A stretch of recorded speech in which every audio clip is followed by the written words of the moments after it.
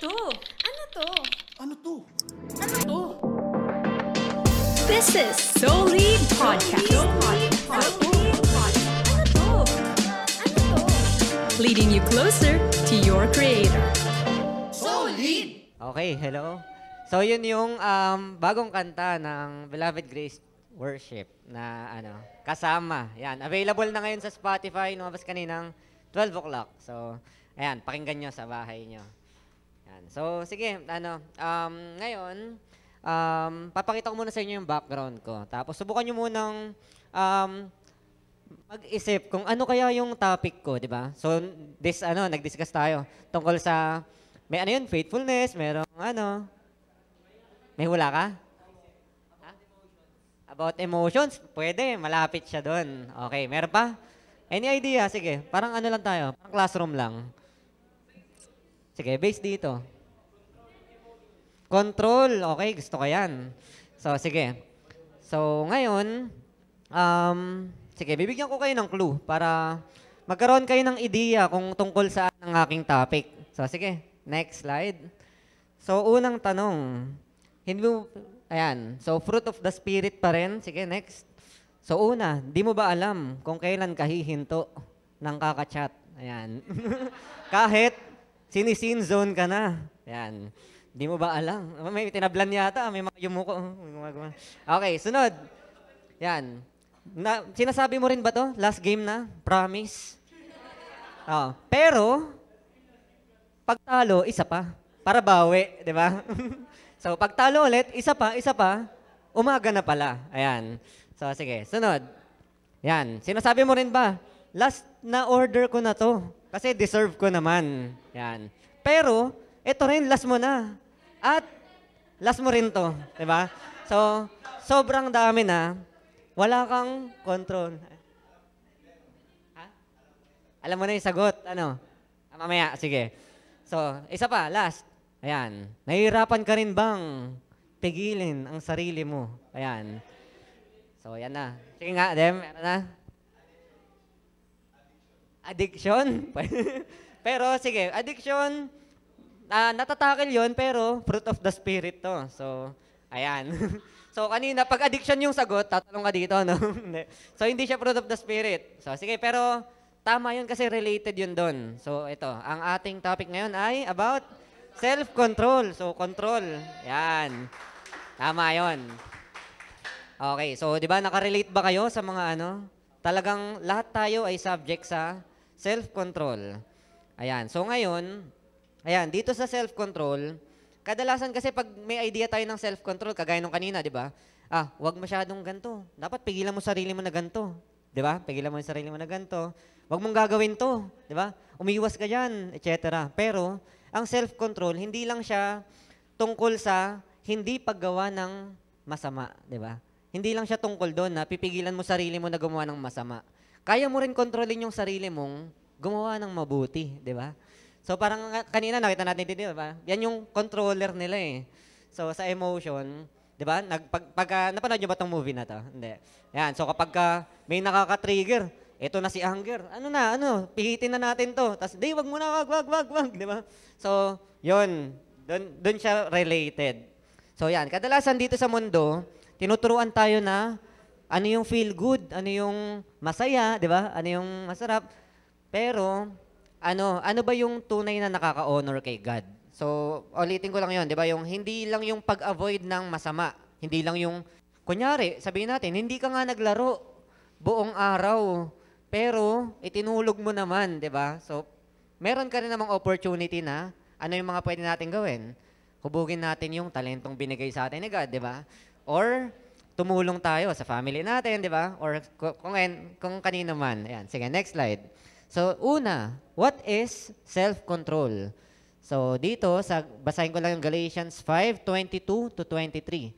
So, but the fruit of the Spirit is love, joy, peace, forbearance, kindness, goodness, faithfulness, gentleness, and self-control. Against such things, there is no law. So dito, ang Greek word ng self-control ay ekkrateia. So ang meaning niyan ay mastery over one's desires and impulses. So 'Di ba? Pwede naman, ba't hindi kaya sinabi na na removing one's desire and impulses, 'di ba? Ignoring one's desire or impulses, 'di ba? Kasi itong mga bagay na 'to, dapat mamamaster natin papaano kontrolin, 'di ba? 'Yun yung pinaka-word eh. So paano natin kokontrolin? Hindi lang siya yung iiwasan mo. Ibig sabihin, sabi nga parang kunyari, sinabi mo, 1 taon na akong hindi nagagalit.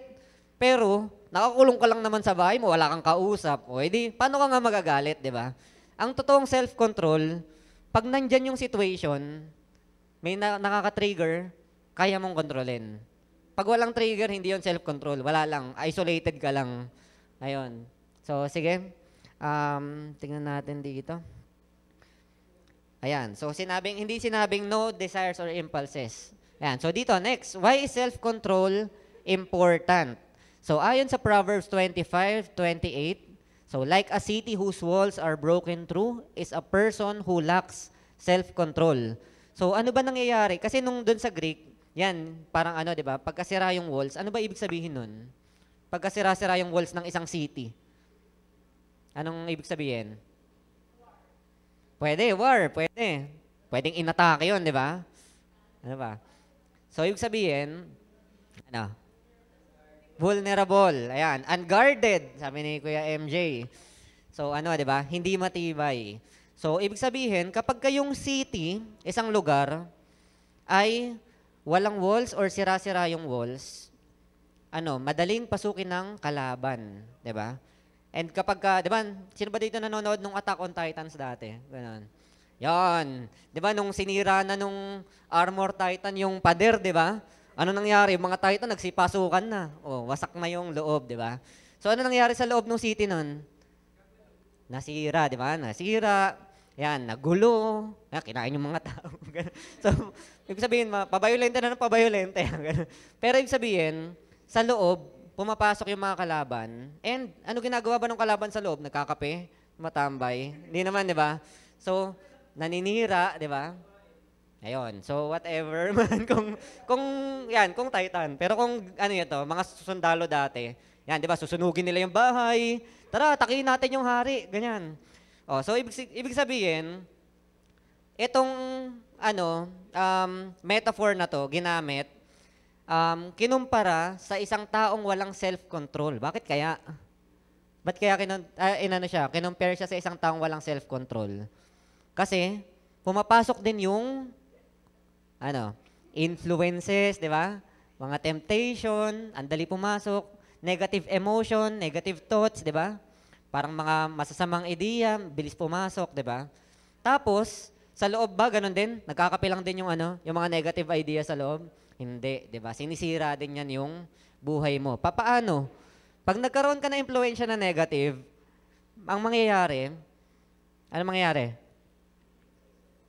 Okay, so magkakaroon ka ng mga desisyon na mali. At ano ba yung maling desisyon? Pagka kunyari nagkamaling desisyon ka, yun na ba yun? Tapos na yun? Hindi. Nagli-lead din yun sa consequences na mga pwedeng mahirap, di ba? Pwedeng mga consequences na hindi mo gusto. Mga masasamang consequence. Ayun. So, ayan, yung destructive choices, yan, magkakaroon to ng negative consequence. Minsan, kunyari, hindi ka nag-aral ng test. O tapos, nag-test ka.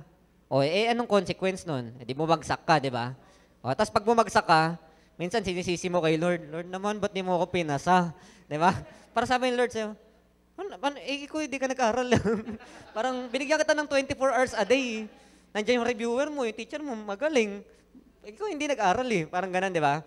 Sinisisi natin. Minsan naman, sinisisi natin, sino? Yung kaaway. Di ba na, si Satanas kasi tinukso ko Para sabi ni Satanas, ikaw mag-isa naglaro dyan Sabi, busy ako. Nag-cutting ka. Nag-cutting ka, tapos na-drop out ka. Ngayon, sinisi mo si Satanas. Si Satanas kasi tinutokso ko si Satanas present tinutokso yung kaklase mo sa school. Sa classroom siya Kinano niya yung kaklase mo, mangopya ka na. So, si Satanas present, ikaw absent. Ayan, so, oo. Kaya pag nag-attendance, yan. Tapos, sa huli, sisisihin mo pa, Kasi sinabi, mag-computer na lang ako Di ba? Parang, siya. So, ibig sabihin, minsan, yung mga nangyayari sa ating hindi maganda, nagiging, parang nagmula rin sa mga choices natin na hindi magaganda, di ba? Kasi, nagdedesisyon tayo based on impulses, temptation, di ba? So, madaling mag-give in. Yun nga kasi parang walang pader yung city. Yan. So, dito, yan. So, kunyari na lang, yan. Pag-usapan natin yung sa cellphone natin. Yan. Pag wala tayong control, yan. Gaano katagal ba kayo mag-scroll ng Reels? Gaano katagal kayo mag-scroll sa IG? Yan. Sa TikTok. Nako. Pagka-scroll mo, umaga pa lang. Pagkatingin mo, gabi na, no? Kasi, alam mo yung mga, na yan, apps na yan, ang goal talaga nila, mapastay kayo doon sa app, di ba? Tumagal kayo doon, marami kayong mapanood na video, yun yung goal nila. Kaya kapag wala kang self-control, talagang mako-consume ka. Pero, instead na parang nakukuha nila yung time na pwede natin gamitin pang improve ng sarili, pag-aaral ng salita ng Diyos, di ba? Paglapit kay Lord, pag may ministry, di ba? Ayan, may mga nagmi-ministry dito, yung iba. Yan, so, pag-aaral din sa school, di ba? Nawawala tayo sa goal natin. Yan, so, kaya kailangan din natin matutunan ang self-control. So, sige, next slide. Okay, so, babalik naman tayo sa biblical story of self-control. Sino nakakakilala kay Joseph? Madalas na term dito, Joseph the Dreamer. Yan nakakilala doon. Nakwento na to nung mga nakaraang araw, di ba? Si Sir Joseph. Baka taga-kabilang section, no? Hindi nyo kilala, no? Ayan. So, si Joseph, siya yung, basta dito sa story na to, meron siyang, pinagdadaan ng temptation araw-araw. So, in short, parang in charge siya doon sa bahay ni Potiphar. Ayan. Ngayon, si Potiphar, may asawa siya. Tapos, yung asawa ni Potiphar, kinukulit siya. Araw-araw, tinetempt siya na, na Joseph, ganyan, hindi ka dito, etc. Tapos, si Joseph, hindi niya pinapansin. Hanggang finally, dong isa, talagang, tinutukso na siya. Ngayon, tumakbo si Joseph. Tapos, di ba, basta yung story nito, yung asawa ni Potiphar, sinira niya yung damit niya, tapos sinabi niya na, si Joseph, nagsamantalahan ako, ganyan-ganyan. Kaya nakulong si Joseph, in short. Yan. So, dito, ayan, ang sinabi ni Joseph, mapapansin nyo dun sa story, sinabi niya, how then could I do such a wicked thing and sin against God? Diba? Sinabi ba niya, paano ko magagawa kay Potiphar to? Ang bait-bait nito. Yun ba yung sinabi niya? Hindi naman, di ba? So, una niyang naisip na si God ay nakatingin sa kanya. At si God ang nakakakita sa kanya. At kay God siya nagkakasala pag ginawa niya yun. Okay, so ito yung magiging reference natin ng mga pag-uusapan natin. Ayan. So, si Joseph, pinili niya yung integrity over temporary pleasure. So, yung panandalian, ayan, kahit nga, di ba, si Joseph, sabihin nyo naman sa akin, Kuya Jay, nakulong naman si Joseph di ba? Sabihin mo sa akin, nakulong naman si Joseph. Pero, ibig sabihin, eventually, siya yung naging pangalawang pinakamataas na tao sa Egypt, di ba? Nung time na yon. Maaaring hindi agad nag-effect. So, ganun din, tayo pag nagsa-self-control tayo, or may ina-apply tayong lesson sa buhay natin, wag mo expect na, dapat agad nangyari to, di ba? Dahil si Joseph, hindi naman niya sinisi si Lord na, ukuta mo, ginawa ko naman yung tama, nakulong pa ako. Di ba? Hindi naman siya yung ganun Pero, sa right time, ibibigay sa'yo ni Lord yung para sa'yo. Di ba? Ayan, talagang magtiwala ka kay Lord and magpagabay ka sa Kanya. So, sige, next slide. Ayan, so life applications of self-control. So, number 1. Ayan. Pakibasa nga yung number 1. Ayan. Set boundaries and stick to them. For the grace of God has appeared that offers salvation to all people. It teaches us to say no to ungodliness and worldly passion and to live self-controlled, upright, and godly lives. So dito, isipin mo, minsan kasi ako ganun ako yung bakit hindi ganito? Bakit hindi ganito? So, ano ko kayo, tour ko kayo sa utak ko. Yan. It teaches us to say no to ungodliness and worldly passions. Pwede na mag-period dun eh, di ba? Di ba? Pwede naman eh, no? Pwede na mag-period eh. Okay na yun eh. Parang solved na yun. Bakit dinugtungan pa, di ba? So, ibig sabihin, yung hindi lang ito, yung grace ni God, hindi lang about sa pag hindi natin, paglayo natin sa temptation, sa ungodliness, pero pamumuhay din ng self-controlled life na upright and godly life, di ba? So, hindi lang siya doon nahihinto. Sabi ko nga kanina, di ba? Self-control, hindi lang siya, hindi paggawa ng mali. Nandun din yung paggawa ng tama. Kukontrolin mo yung sarili mo na gawin yung alam mong tama. Okay, so dito, ayan. So ako, personally, ayan, believe ako sa mga taong, once na may sinet sila sa sarili nila, nagagawa nila, pag sinabi niya na, naglalaro, o 7 o'clock, mag-aaral na ako. Pag nagawa niya yon, saludo ko doon, di ba? Pagka, kunyari may sinabi siya na, eto, pagka ganito, hindi muna ako magko-computer kasi exam week. Nagampanan niya, walang nagbabantay sa kanya, believe ako doon. Kasi, ibig sabihin, alam mo yon, kung kaya mong kontrolin yung sarili mo, at kaya mong pasunurin yung sarili mo, di ba? Ibig sabihin, lalong hindi ka ma-i-impluensya ng ibang tao. Nagets nyo? Okay, so hindi lang yung, ibig sabihin, ikaw mismo dapat, mas may impluensya ka sa sarili mo kaysa yung ibang tao, may impluensya sa'yo. Parang ano lang din to sa gadgets nyo, di ba? Minsan, parang sabi sa akin ng tatay ko nun pag-isipan mo, ikaw pa ba yung nagko-control sa computer? O computer na nagko-control sa'yo? Sinasabi ng computer sa'yo, dito ka lang hanggang mamaya. Di ba?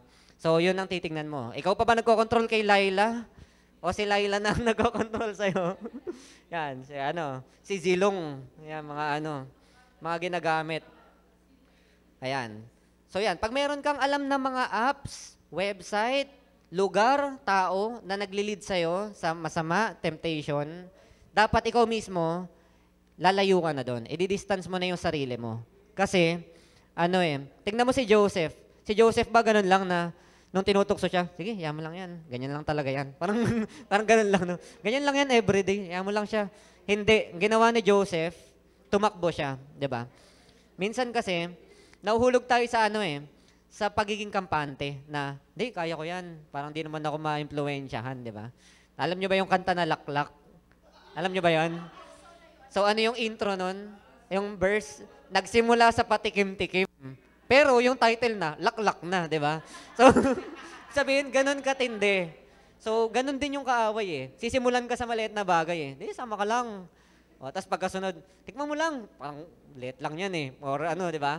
Sa uli, laklak na. So, ganun, di ba? Nagigets nyo? Ganun pumasok yung kaaway. Ganun din sa di ba? Pumasok sa walls natin. So, maglalagay siya ng konting ideya, hanggang nilamon ka na, di ba? So, gano'n. Kagaya ng kanina, di ba? 1 game lang. Pagtalo, isa pa. Hanggang inumaga na. Yan. So, dito, ayan. So, dapat, tayo, ipag-guide natin kay Lord kung paano natin mapapractice yung ating self-control. Yan. So, physically mo ilayo yung sarili mo. Kasi, yung temptation, kumbaga, sa inyong dalawa ng temptation, ikaw yung may paa, di ba? So, yung computer mo, walang paa yan. Yung cellphone mo, walang paa.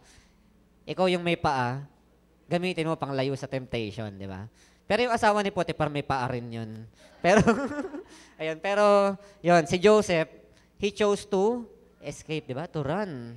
Talagang kasi isang step yun So, dito, may lang din ako, may share ako. Alam nyo ako proudly, ganun, na by the grace of God, nalagpasan ko until now, hindi ako uminom ng alcoholic drinks. So, di ba? So, ayan. Praise God. Ayan. So, ibig sabihin, hindi ako yung tipong hindi ako yung, ang tawag mo dito? Hindi ako yung palaiwas na, hindi, ganyan, layo-layo na, mga inom kayo, mga dyan kayo. Hindi ako yung ganun. Kumbaga, tropa pa rin, pero parang pagkain ng isda, di ba? So, tatanggalin mo yung tinik, tapos kakainin mo yung laman, di ba? Paano mangyayari pag nakain mo yung tinik? Masasaktan or matutusok, mahihirapan ka, di ba? So, ganun din yun. Kapag hindi mo kaya i-filter kung ano yung hindi mo dapat kunin sa mundong to, mahihirapan ka, di ba? Kunyari, nalulung ka sa addiction, any addiction, mahihirapan ka, di ba? Yung life mo na parang maganda, for example, yung effort ng parents mo, di ba? Yung, yan, sa school, di ba? Yung effort ng teachers mo. Pagka hindi mo pinag-guide kay God, mahihirapan ka. Kasi, parang yung consequence sa'yo din yung balik eh. Yun. So sa akin, ako, alam ko sa sarili ko, ganun na, meron akong karakteristik na, pag meron ako nagustuhang bagay, hook na hook ako dun. Kunyari, nagustuhan ko yung piano, kaya ko magdamag ako nasa piano isang buong araw na, ano pala, lumipas na pala yung araw, ganun. So ako may ganun ako eh. So alam ko rin, sa bisyo, once na meron akong mahook ako sa isang bisyo, may tendency akong ganun. Kaya, parang si Joseph, physically mo na ilayo yung sarili mo. Huwag mo nang tikman at all, di ba? Parang ganun. So, kung kaya mong dumistansya, distansya na. Ganun. Okay. Tapos, ano pa ba yung ito. Sige, number 2 muna. Maganda to. Yan. So, di ba meron dito mga athletic. Yan. So, train yourself like an athlete. So, sige, next verse. So, do you not know that in a race, all runners run, but only one gets the prize? Everyone who competes in the games goes into strict training. No, I strike a blow to my body and make it my slave, so that after I have preached to others, I myself will not be disqualified for the race. So, dito, kinumpara ni Paul na, kinumpara niya yung mga followers ni Christ sa nagkakarera. Yan. So, hindi ito Blooms si Paul. Kasi buhay ay di karera sa binini eh. Sa kanya, buhay ay karera.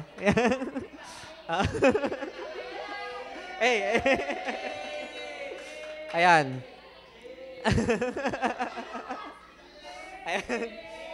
Ayan. Okay. Amen. Sige. So, yun. So, sa kanya, parang athlete to. So, kinumpara niya sa isang athlete. Kasi, ang self-control, isa rin tong parang anything na ginagawa mo, na pag ginagawa mo ng matagal, humuhusay ka dito. 'Di ba? So, in-exercise to, tinetrain mo sa sarili mo. Yan. Tapos, kailangan open ka kung ano yung guidance ni God sa'yo. 'Di ba? Ayan. So, yun din. Actually, yung negative things, negative influence, ano rin yan, di ba? Na-practice din yan. Ganun din. So, una, 1 game lang, tapos nasasanay ka na ng ino-overnight ka, di ba? Nasasanay ka na. Sabihin, yung temptations din, nagpa-practice din yan. So, ikaw din dapat, nagpa-practice ka rin tumanggi. So, yun. Yung sa shinare ko kanina, naalala ko kasi may katrabaho kami before na para kasing, syempre, pag Christmas party sa mga trabaho, parang normal talaga yung inuman, ganun. So, parang sa akin, sinabi nung isa doon na ka-work namin, sabi niya, hindi kita pauwiin dito hanggat di ka umiinom. Sabi niya sa akin, kasi mga normal to sa sa mga ibang trabaho. So, sa akin, sabi ko sa kanya, alam mo, meron na akong mga sobrang tagal kong kaibigan na pinipilit ako. Hindi nga ako napilit. Ikaw pa, nakakikilala ko lang sa'yo. Diba? So, ano yung idea? The idea, na-practice mo na tumanggi, madali na sa'yo yun, diba? So, kapag sanay ka na alam mo nang kontrolin yung sarili mo, alam mo na kontrolin yung emotion mo, diba? Pag nasasanay ka na, madali na sa'yo yun. Pero pag di ka sanay, once na may trigger, ayan na, diba? Minsan, kung ano-ano na nasasabi. Diba? Sabi nga nila yung parang may analogy na meron ka daw hawak na baso ng kape, tas nabangga ka. So, natapunan yung damit mo ng kape. Ang question, bakit natapunan yung damit mo ng kape? Kasi nabangga ka, no? Okay, kasi may laman na kape. So, pag tubig yung laman nun, tubig sana yung natapon sa'yo, di ba? Di, pero totoo yun. Ang point nun, di ba, nakakatawa no? Pero, ang deep analogy nun, kung ano yung laman ng baso mo, kung ano yung tinetrain mo sa sarili mo, yun yung lalabas kapag dumating yung situations, di ba? Pagka dumating yung pagsubok, pag mga nakalagay dyan, puro puto kutsinta lalabas, di ba? Pag binangga. Pag ang mga nakano dyan, parang kung ano lang nakalagay dyan, tubig lang, walang nakalagay. Pagka nabangga ka ng mga negative events sa buhay mo, yung lalabas, clear, di ba? Yun. Yun din kasi yung isang ayoko yung parang tinetrain ko sa sarili ko noon. Kasi ayoko, as teacher din ako, bale. Ayoko nung matututo sa akin yung estudyante kong magmura, matututo sa akin ng masamang bagay.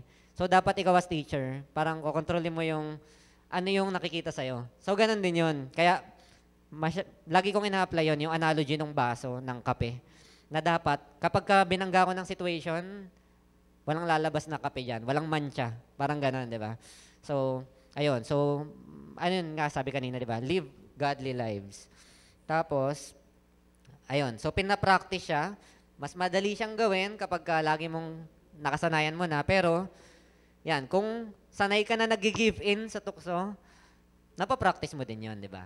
So, sabihin, dapat alam natin kung paano natin tinetrain yung mind natin, sa positive ba o sa negative. So, meron tayong mga pwedeng gawin para ma-practice din natin yung self-control, di ba? So, paano yun? If-feed natin yung mind natin ng positive things, di ba? Word of God, feed natin. Ilapit natin yung sarili natin sa mga tao na may magandang influence sa atin. Yan, marami tayong mga kuyas dito, ates, di ba, na talagang mga guided by word.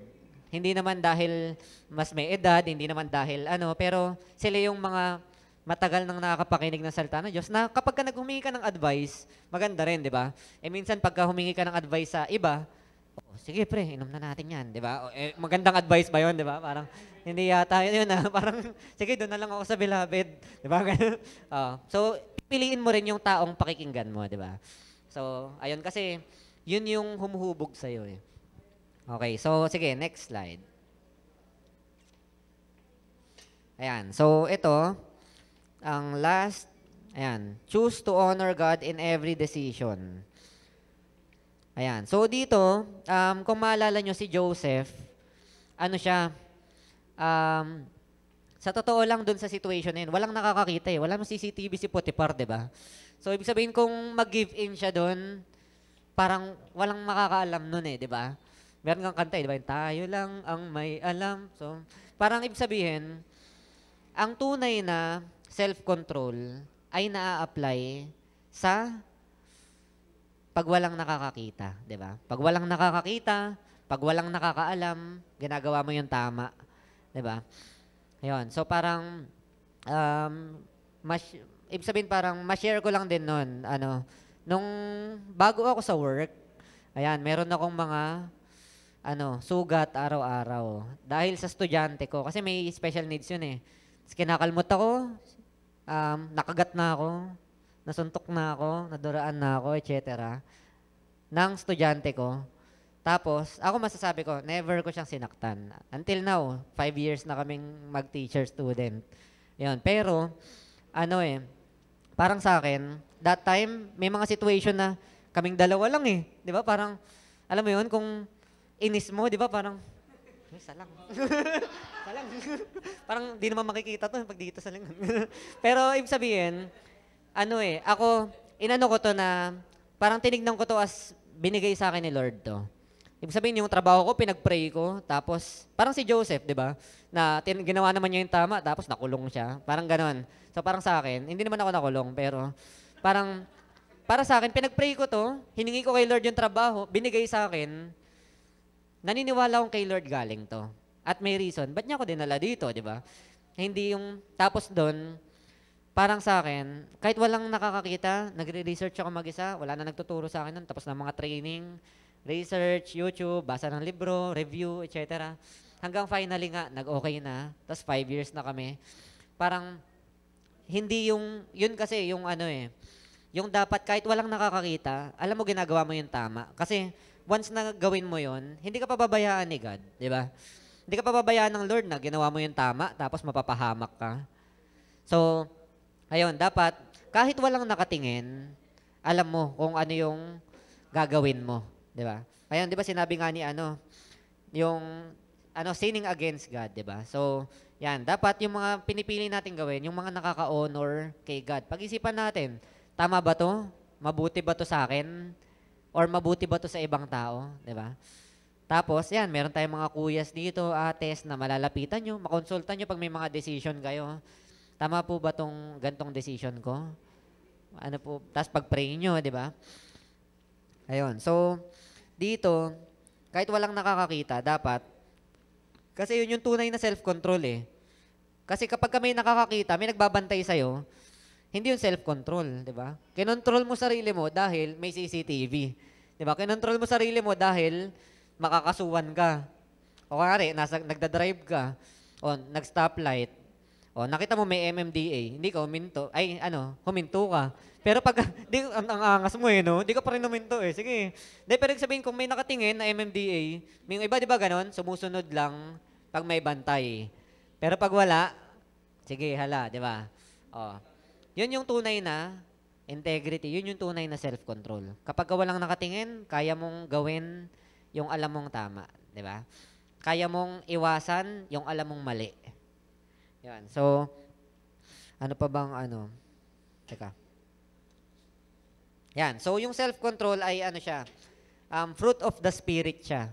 So, yung fruit, pagka lumabas ba yun sa puno, malaki na agad. Hindi naman no? Di ba? So, maliit yun. Pero, ayan. Pero, kagaya ng any fruit, itong self-control natin, nag-grow to. Di ba? Dapat, hingin lang natin yung guidance ni Lord. And, ito, i-practice natin sa sarili natin. Kasi, alam mo yun, yung, minsan naisip ko yun gaano kalaking impact yung isang wrong decision, di ba? Sa buhay ng isang tao. Like, for example, dahil sa ganito, kunyari, may pinatulan siya sa school, na na kick out siya. Hindi siya tinatanggap ng any school, di ba? Yung, alam mo yun, yung isang single na triggering factor, nag-dictate ng natirang buhay niya, di ba? So, kuwari, may nagawang krimen, nakulong ka na, doon niya na ginugol yung oras niya sa kulungan. Di ba? So, dapat, every decision, i-consult natin kay Lord kasi siya ang all-knowing, siya nakakaalam niyan. Siya, ibig sabihin, siya yung may alam kung ano yung blind spot mo, hindi mo nakikitang part ng decision mo, siya nakakaalam nun. So, dapat, i-surrender natin sa Kanya and, ayun, practice natin yung self-control. We protect our hearts, grow in faith, and shine as a light to those around us. Yan. So, naintindihan ba? Ayun. Okay, so mabuti naman na naintindihan yung topic. At ayun nga yung lagi nyo lang wag kayong mahihiyang lumapit yan sa mga ate kuya nyo. Pag meron kayong ko-consult, sige lang, 'di ba? At especially dito sa mga gantong age. Ma-share ko lang din. Ako hindi ako kontrabidang tao. Hindi po ako kontrabidang tao. Okay. Ako, nag-college din ako. Nag-high school ako. Ayan, kaklase ko. Alam niyan, gaano kami nag-stay sa computer shop. Ganon. Oo. Yan, ikaw. Yan, kaklase ko yan. Umabot kami ng 4 a.m. before. Na-try ko, na-experience ko rin yan. Sinundo ako ng nanay ko sa computer shop. Pagka Sunday, punta kayo, tanongin niyo yung nanay ko. Sinundo rin ako. Pinalo rin ako. Pero sabihin, dinaanan ko din yan. Minsan kasi, nasa tinitingnan natin ano yung importante, di ba? Noon, dati, nung naglalaro ko, feeling ko sobrang importante noon na kailangan mag-level ganto ko. Kailangan makuha ko yung gantong item. Tapos, ngayon, yung mga pinarm ko na item, mga grenine ko, wala, sarado na yung laro. Wala nang gunbound, wala nang grand chase, wala nang MU, mga nagsara na, wala nang SF1, bumibili pa ako, nag-iipon pa ako. Alam mo yun, yung mga iniisip mong nagmamatter dati, pagka medyo nag-edad kayo, hindi yun talaga yung nagmamatter. Yung mythic, wala lang yan, pagka So, ang dapat, magkaroon kayo ng self-control, tapos mag-focus kayo sa kung saan kayo nililid ni Lord, kung saan yung makakabuti sa inyo. Pagka kayo, tumanda na kayo, mas may enjoy nyo yung paglalaro. Kahit ako, naglalaro pa ako, naka-laptop pa akong pang-gaming. Eto, nag-overnight ako sa kanila para mag-PS5. Yan. Kahit matatanda na kami pero mas may enjoy nyo kasi meron kayong pangbili, di ba? May pangbili kayo ng mga items, pambili kayo ng laro, magkakasama kayo, hawak nyo oras nyo, di ba? Kasi may trabaho na kayo eh. Hindi yung naglalaro ka because, nagigilty ka, di ba? Yung sabihin naglalaro ka na may guilty sa likod mo na, ay, bagsak ako, pero sige, laro na lang tayo. Pero di ba may konsensya ka na nakaya naman sa nanay ko. Di ba yung ganun? Naku, paano ako uwi mamaya? Sige, laro na lang. Parang inuusok mo lang yung problema eh. Uwi ka pa rin naman eh. Yung bagsak ako, pero sige, laro muna tayo, ganyan. Di ba? Parang hindi yun, hindi ako against sa gaming. Hindi ako against sa gadgets. May gadgets din ako. Hobbies, marami rin akong hobbies. Pero dapat, ang keyword, self-control. I-control nyo yung time, hanggang anong time lang, kailan lang pwede, kailan bawal, kailan dapat mag-focus, kailan pwedeng mag-relax, di ba? Pero yun, in short, pa rin, hindi pa rin siya yung fully aral. Matuto rin kayo mag-enjoy the moment, yung kataga ni Pastor J, di ba? So kapag free day nyo naman, sige, laro kayo, di ba? Tulong lang kayo konti sa bahay, then sige, mag-rest kayo kung anong gusto nyo, di ba? Pero, yan, kasi ngayon sa gadgets ang pinaka nagiging mode ng mga tukso na lumapit sa'yo. Doon din yung nagiging mode of umuubos ng time mo, di ba? Na walang control talaga. So, ayun lang. So, sige, tara, let's bow our heads and let's pray. Okay. So, sa mga bago dito, taas yung kamay and meron ba? Bago? Mga luma na. Okay. So dito, sabay kayo sa prayers ko and sana yung mga datihan din yan. Sumabay kayo sa prayers ko para samahan natin yung mga bago nating kasama. Tara, come on, let's pray. Lord, salamat po, Panginoon. Salamat po, Panginoon. Salamat po sa sakripisyo ninyo sa krus. Salamat po sa sakripisyo ninyo sa krus. Alam po namin, Panginoon, na kayo po ay namatay para sa aming kasalanan. Alam po namin, Panginoon, kayo po ay namatay para sa aming kasalanan. Kayo po, Panginoon, ay tinatanggap po namin. Kayo po ay tinatanggap namin. Bilang aming Panginoon at tagapagligtas. Bilang aming Panginoon at tagapagligtas. Isulat niyo po ang pangalan namin. Isulat niyo po ang pangalan namin. Sa aklat ng buhay. Sa aklat ng buhay. At paumanhin po, Panginoon, sa mga nagawa naming kasalanan noon. At paumanhin po sa mga nagawa po naming kasalanan. Noon po, Panginoon, at yung mga nagawa na pagkakamali. Lahat ng aming pagkakamali. Lahat po, Panginoon, ay tinataas na po namin sa inyo. Lahat po ay tinataas namin sa inyo. Kayo na po ang mag-guide ng buhay namin. Kayo na po ang mag-guide ng buhay namin. Tinataas po namin sa inyo ang lahat. Tinataas po namin sa inyo ang lahat. In Jesus' name. In Jesus' name. Ako na lang muna yung mag-pray. Lord, salamat po, Panginoon, sa mensaheng ibinaba niyo po sa amin. Alam ko po, Panginoon, na ang bawat isa ay may kanya-kanyang struggle, Panginoon, sa self-control. Maaaring maliit na bagay, malaking bagay. Pero alam namin na maliit man na bagay ito o malaki. Gusto mo kaming tulungan dito, Panginoon. At ikaw lang ang tanging makakatulong sa amin. Alam din po namin, Panginoon, na ikaw ang nakakaalam kung ano yung pinaka nakakabuti sa amin. Ang mga natutunan po namin, naway ma-apply po namin sa aming buhay. Salamat po, Panginoon, dahil yung mga wrong decisions namin noon, Panginoon, ay sinasalo niyo po kami, Panginoon. At ginagay niyo po kami pabalik sa tama. Salamat po, Panginoon, at salamat po, Lord, at kami po, Panginoon, ay nandito ngayon, nakakapakinig ng inyong salita, at nagagabayan niyo po, Panginoon. Ang self-control bilang fruit of the Spirit ay amin pong patuloy na ipapractice with your guidance. Salamat, tiyataas po namin lahat sa inyo, lalo na po ang aming pag-aaral, ang aming mga pamilya, Panginoon, sa kanya-kanyang tahanan. Kayo po, Panginoon, ang nagpapala sa lahat, kayo ang nagbibigay ng mabuting kalusugan. At sa pagbabalik po namin dito, Panginoon, sa sunod na Solid, ingatan niyo po kami at kami po, Panginoon, ay maging magkakasama, Panginoon, ulit at excited na makikinig po, Panginoon, sa inyong salita. At itataas po namin lahat sa inyo. In Jesus' name we pray. Amen. So, yung ating solid thought, pakibasa.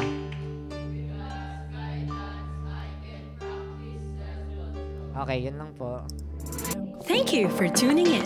This is Soul Lead Podcast. Ano to? Leading you closer